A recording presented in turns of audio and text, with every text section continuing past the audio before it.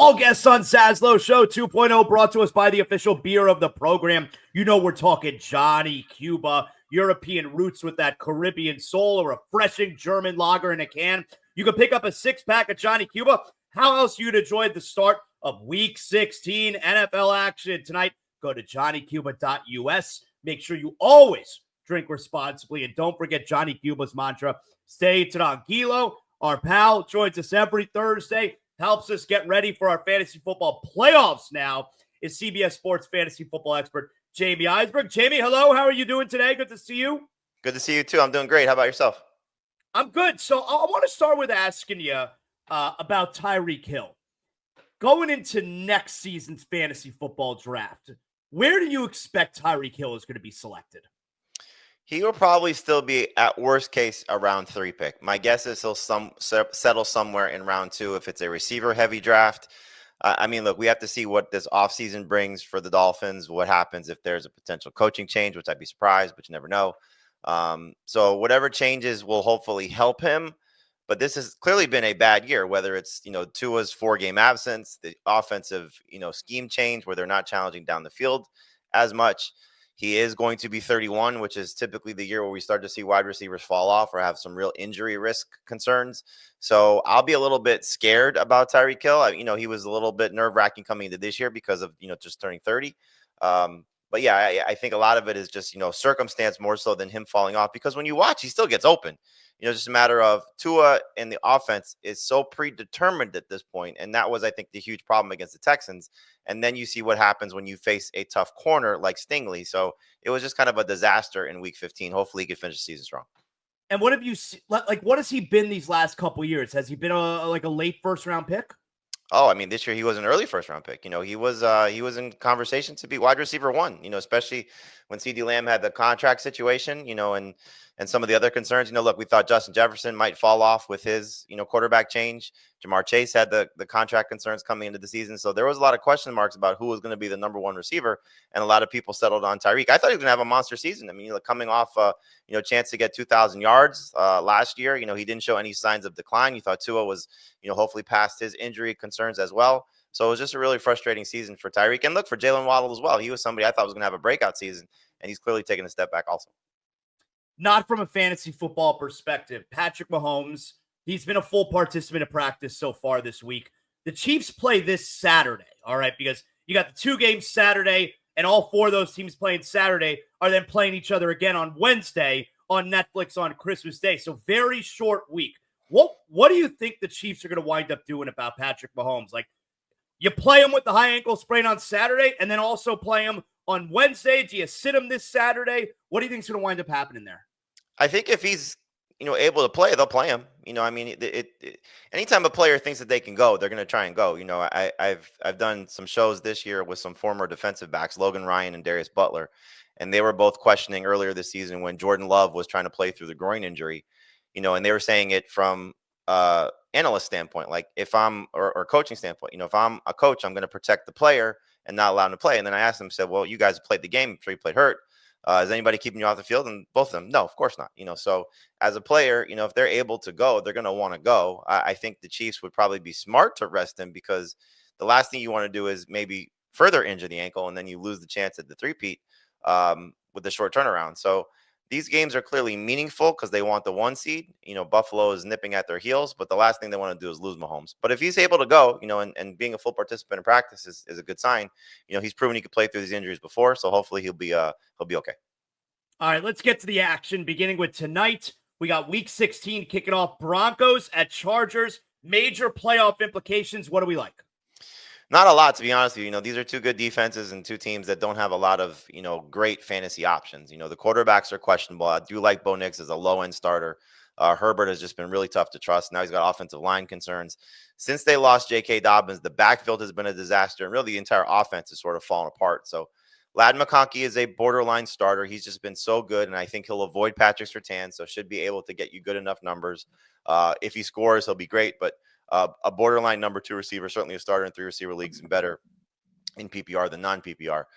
Quentin Johnson I'd try to avoid, because that's probably where Surtain will see a lot of his time. For the Broncos, the backfield's a disaster as well. No Jaleel McLaughlin, so we could see some production from Javonte Williams or maybe Audric Estime, but it's just been a guessing game. And Cortland Sutton's become an absolute must-start receiver. He's probably the best player in this game just from a safety standpoint and a high-end production standpoint. All right, let's look at the Saturday games, both of which also ton of consequence as far as the playoffs go. 1 o'clock on Saturday. Again, make sure you set your fantasy football lineup. We got Saturday games, and of course, we're talking playoffs. Most of us are in the semifinals of our fantasy football leagues in Week 16. Texans, Chiefs, what do we like? So clearly it depends on the health of Patrick Mahomes. The backfield has been a disaster since Pacheco has come back. So 3 games where he hasn't done anything of significance, and Kareem Hunt, same thing. So they're tough to trust. You saw what the Texans did just the Dolphins a week ago. Their run defense is really good. I think it's going to be tough for DeAndre Hopkins as well. He's had a nice little run here of about 13 PPR points or more. But I think he's more touchdown dependent than anything else. And now you're facing most likely Stingley against a team that is second in the NFL in sacks, against a gimpy quarterback and a bad, tackles. So could be tough for Patrick Mahomes. I try to sit him if you can. On the other side of the ball, the Texans, Stroud has just not been a good fantasy quarterback. It's been now, I think, 8 games in a row where he's been under 20 fantasy points. So he's getting you good enough numbers, just not great numbers. Nico Collins is a must-start guy. Joe Mixon's a must-start guy. It's not an easy matchup against the Chiefs' run defense, but I think just based on how those guys perform, you can't sit them in the fantasy playoffs. Relative to where he was drafted, Stroud's been a disaster for fantasy owners, right? And real life. I mean, this was a guy that was an MVP candidate coming into the season, and he's nowhere near that, clearly. So I think they're going to get right at the right time. If the defense looked like it did a week ago, where they're turning, quarterbacks over, they are and have been all season great at getting to the quarterback. Again, they're second in the NFL in sacks. If the offensive passing game can get going, because Mixon's had a really solid season, then they could be a tough out. But right now, the passing game just has not been on schedule. And, Bobby Slowick, their offense coordinator, was a head coaching candidate last year. May not be as sought after this year if he's looking to get a head coaching job. Ravens and Steelers, that's at 4:30 on Saturday. The Steelers, they've had the Ravens number, Lamar Jackson in particular. What do we like? So you're not benching Lamar Jackson. Clearly, he's a must-start guy. He's got a lower expectation. So, where he's been heroic and helping you win a lot of fantasy games, just expect him to be normal, which is still going to be probably around 25 fantasy points. So, great start, just good start, just not the typical MVP Lamar Jackson, just based on how the Steelers play. However, they are really banged up on defense, so just keep an eye on that. I think you're looking at Derrick Henry again, lower expectations, but a must-start running back. And Zay Flowers, more of a number 3 receiver. Interesting stat that Mark Andrews, as great as he's been, he's never scored a touchdown against the Steelers, so they keep him out of the end zone. And as we've seen this year, he's touchdown or bust. The Steelers, there's really not a lot to love. I mean, obviously, Baltimore's defense is getting right at the right time. If there is no George Pickens, that clearly takes Russell Wilson off the table because he's just been awful without Pickens on the field. The one interesting option there is Pat Freiermuth because he scored a touchdown in 3 games in a row, and he sort of stepped up without Pickens there. So he's a good plug-and-play tight end if you need somebody. And for the backfield, I think they're flex options at best. I do think Jaylen Warren is interesting because he'll probably catch about 4 passes because the Ravens do struggle against pass-catching running backs. All right, let's look at the Dolphins. Now, this is a 425 home game, the rare 425 home game. They're posting San Francisco. 2 very disappointing teams, both in the hunt. We both know that they're not making the playoffs. Doesn't matter what the graphic says. What do we like here? I mean, again, tough to trust a lot of these players here just coming off the games that they just had. So Tyreek's still a must-start wide receiver, obviously. Just got, again, think of him more as a number 2 receiver as opposed to number 1 guy. Devon Achane still a must-start running back. And Jonnu Smith, the 49ers number 2 and fewest fantasy points allowed to opposing tight ends. I don't care. What he's done for the last 6 weeks, you're starting him and not even questioning it. So those 3 guys are still starters. Tua makes me nervous because the 49ers only allowed 3 quarterbacks to go over 20 fantasy points. So I think you just got to expect him to be in that 18-point range, which he hasn't been very often. He's either been great or he's been a disaster like we saw last week. So I think he'll be a little bit closer to good, just not hopefully turning the ball over like we saw in last week's game. Brock Purdy's a little fascinating this week because the Dolphins have been great against quarterbacks. Like, for example, they gave up 300 yards to Aaron Rodgers 2 games ago or 3 games ago, just kept him under 20 fantasy points because he only had 1 touchdown. Purdy coming off a loss has been fantastic as a fantasy quarterback. So something to just keep an eye on there. I would start him as a low-end number 1 quarterback. I like him better than Tua in this game, especially if the weather conditions are good. Juwan Jennings, probably going to see a lot of Jalen Ramsey, but still a number 2 receiver. George Kittle, Dolphins really struggle with tight end, so he's a must-start tight end. And the one to keep an eye on right now is Isaac Orendo. He would be a number 2 running back if he starts, but he's battling a hamstring injury now. So if he's out, it would be Patrick Taylor again. But we went through this a couple weeks ago where we thought Taylor was going to be the guy. I just have to think you got to wait it out until Sunday and see what happens. Now, let's look at the Falcons here. Falcons are hosting the Giants. We would say, okay, who the hell cares? But Michael Penix Jr. is going to make his first start. So what do we do with the Falcons? It's a fascinating game because this is one where the Falcons need to win while also trying to get Penix up to speed if he is going to be their guy and if they do make it to the playoffs. So I think what they'll do is they'll probably try to keep him in that 25 to 30 pass attempt range. Giants clearly are just so beat up defensively. The pass rush is not the same. The secondary has been bad all year long. So there's an opportunity for him to have a good game here, but they also have to make sure that he doesn't screw things up, turnover by mistake, does something that's going to cost them, where the Giants sneak up and get a win here. So I think you look at it, a lot of Bijan Robinson. Tyler Algier is not a bad flex option in deeper leagues because he'll get some garbage time run. He's been about 9 to 10 carries on a weekly basis. Anyway, I think it's going to be good for the receivers if Penix is accurate because he's going to challenge downfield a little bit more than we saw from Kirk Cousins because Cousins just has not been able to throw the ball with the same type of velocity. So Drake London's still a number 2 receiver. Darnell Mooney now goes from a borderline number 2 receiver to more of a desperation number 3 receiver, but it is a good matchup.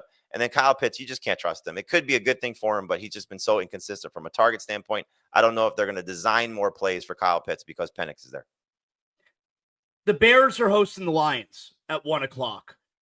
Considering what we saw with Detroit last week and the defense, all the injuries, do we like guys on Chicago? I do. I mean, the receivers have been consistent really since the coordinator change. So DJ Moore, Keenan Allen, they're basically must-start receivers at this point, and both guys had big games against the Lions on Thanksgiving. Now, it's interesting because they're coming off 3 straight road games, but 2 of those games were indoors, and so that's where you've seen some of these numbers pop. Now they're going to go back into the elements. I don't know exactly what the weather is in Chicago, but it's December in Chicago, so it's probably not going to be great. That said, the defense, as you alluded to, so beat up for the Lions. Just lost 2 more guys, one of their best defensive linemen. Another cornerback is down. So there's an opportunity here for Caleb Williams, who had over 30 fantasy points against Detroit, to have another solid game. So I do like him as a sneaky starter this week. Again, the 2 receivers are starters. Not there yet with Rome Odunze. And DeAndre Swift, he did not have a good game on Thanksgiving, but again, because of all the injuries, we could see Swift have a good opportunity here to have some success. Detroit's interesting because Jared Goff has not been good outdoors since he's gotten to Detroit.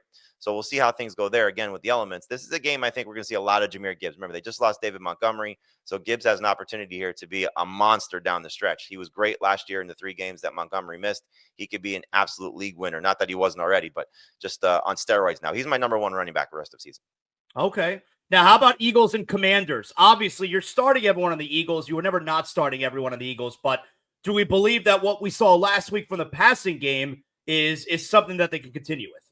I think so. It's just a matter of what narrative do they want to follow, or they're just going to play football, and just kind of let the game unfold. So, look, Saquon Barkley's MVP chances kind of went out the window last week. So, do they want to get him back in the race if he was even in it, just because he's a running back? So, I'm sure he'll get his numbers, get his touches. He'll be fine. You're starting, like you said, the quarterback and the 2 receivers. The interesting one is really Devontae Smith because he's been a little tough to trust. But in the last 2 games, no Dallas Goedert. We've kind of seen his numbers pop in terms of Smith when one of the big 3 in the passing game has been missing. So the tight end's out for at least the next 2 games. So Devontae Smith back-to-back touchdowns, huge game last week. So I think you trust him as a starter. The interesting thing is on the other side of the ball because the Eagles defense has been so good. But Jaden Daniels is not getting benched in the fantasy playoffs unless you're just really concerned about him. I'm not, and you have a better quarterback option. Let's say you drafted Daniels and Sam Darnold. You want to go that route, that's fine, or Baker Mayfield. I get it. But Terry McLaurin's been awesome. I think he'll have another solid game. And clearly, it's Brian Robinson's more of a number 2 running back. He was a letdown last week, but had over 20 touches, so just didn't score. If he had scored, he'd have a big game. Jamey, what injuries are we keeping an eye on over the next couple days? Yeah, a lot at the running back position. You got both Seattle running backs banged up with Ken Walker and Zach Charbonnet. I hope Charbonnet will be okay. If, for whatever reason, both guys are out, you're looking at Kenny McIntosh as a desperation play. Breece Hall is still banged up, not practicing, but he played last week. Just don't like the setup for him taking on the Rams unless he does practice on Thursday or Friday. You got the situation with the Titans running backs. Tony Pollard hasn't been practicing, so Tyjae Spears coming off a huge game. If Pollard's out, then Spears will get a chance to play and hopefully do some nice things. We got to keep an eye on the tight end situation tonight because Stone Smart's been a nice little flyer here, but they did activate Hayden Hurst off of IR, so he could have a chance to make some plays. And then I don't think there's any big receiver injuries. Clearly Patrick Mahomes. Keep an eye on the ankle injury there for him. Excellent job as always, Jamey. Tell everybody how they can catch you leading up to tonight's start of Week 16 and then, of course, over the weekend, Saturday and Sunday. Yeah, you can check us out, CBS Sports HQ. Our podcast is the best place to get all of our information from a multimedia standpoint. It's fantasy football today. You can find us on YouTube and then cbssports.com for all of our written content. Always find me on Twitter as well at Jamey Eisenberg. Great job, Jamey. Thank you, pal. We'll talk next week ahead of the fantasy championships. Thank you.